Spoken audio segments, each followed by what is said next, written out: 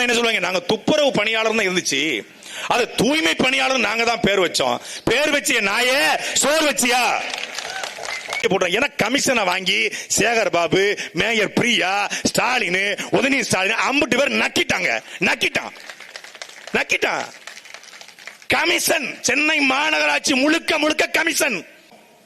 எங்களுக்கு தேவை கமிஷன். கல்லா அள்ளிக்க கமிஷனை கொடு, மண்ணா அள்ளிக்க கமிஷனை கொடு, கிராவலா அள்ளிக்க கமிஷனை கொடு, மண்டலா அள்ளிக்க கமிஷனை கொடு.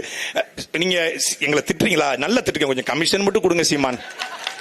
அவன் அன்னை அவன் நினைக்கிறான் ஸ்டாலின் சீமானுக்கு பணம், டேய் நாங்க ஒரு 500 கோடி கொடுத்தா அவங்கள அப்படி கூட திட்டலாம்டா, அவங்கள அப்படி கூட திட்டலாம்.